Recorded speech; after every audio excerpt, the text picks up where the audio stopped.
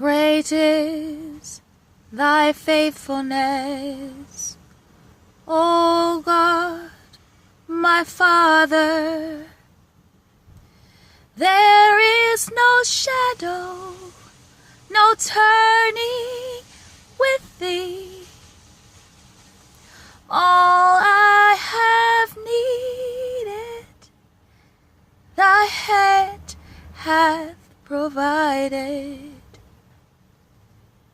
Great is thy faithfulness, Lord, unto thee.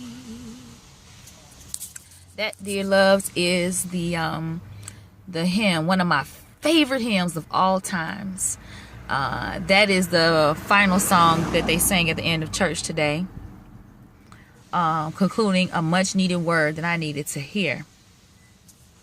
This kind of sums up a week, a very interesting week that in which I had a conversation with a friend of mine, and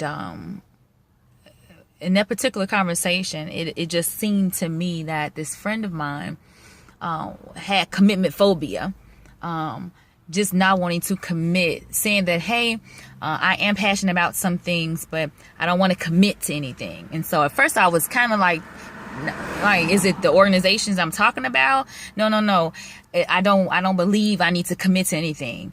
And just because I'm a part of a particular belief system, I don't need to commit to a regular service. And so I was really incensed, because what is this thing about not wanting to commit?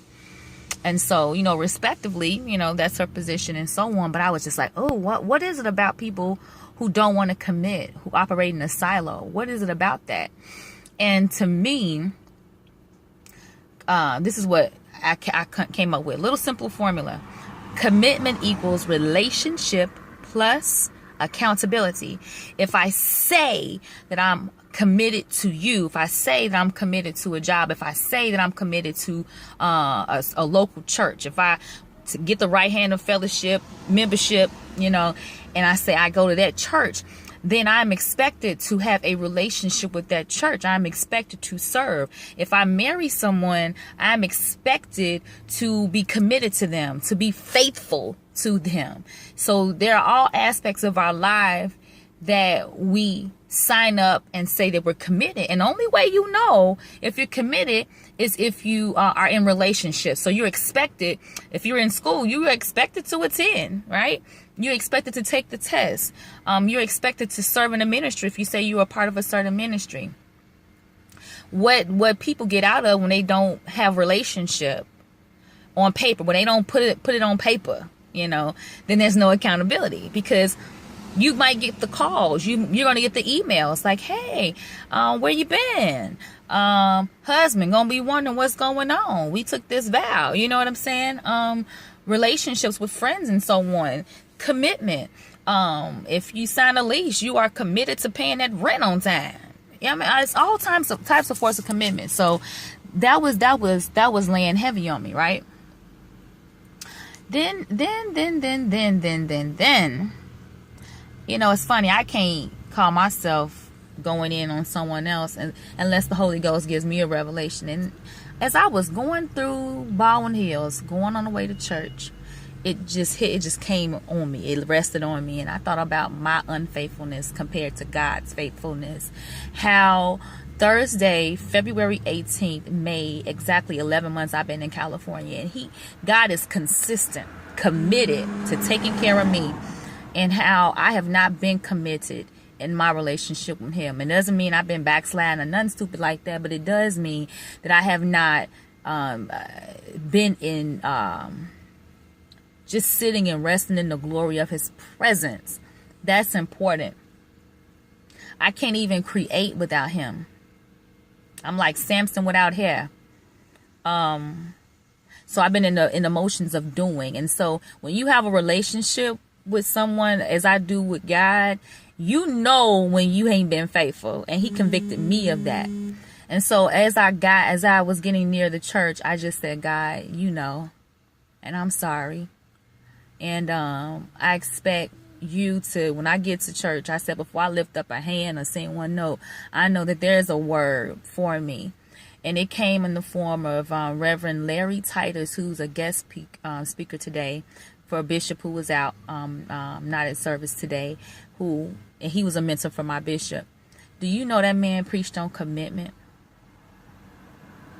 He preached on commitment. He preached on commitment. He preached on faithfulness. Golly. I can feel it, but I'm not sure if you guys can see it. My eyes are still soggy. It messed me up. God was faithful even in sending an on-time word. He knew that what I would need at that time. I'm so thankful. I'm so thankful for God's faithfulness. That's what I'm just sharing with you. So, this is part testimony, part transparency, if you will, about my own place right now on this day.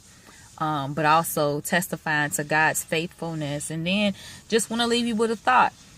What are you not committed to? Commitment shows up in diligence. Commitment shows up in being on time. Reverend Titus said, faithfulness always leads to promotion. Being faithful in and out of season. Being faithful when you don't feel like it. Feelings. Be wary of that. Be very leery of that. I'm leery of people who are not committed. I'm leery of people who roll on their feelings all the time. I understand. But if everything is based off of how you feel all the time and you're not committed, I got a side eye. If you operating by yourself all the time, if you show up when it's your benefit, but you don't, I'm looking at you. I'm wondering where your faithfulness is. I really am.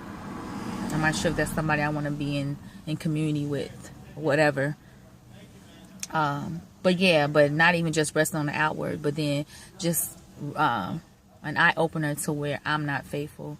And for me, it was just about the relationship that I have with God, the deeper levels. I don't, reading the verse of the day for a couple of minutes, that's not deep relationship. Anyway, I just thought I would share what I was going through. Today's Sesame Street word for grown-ups is commitment.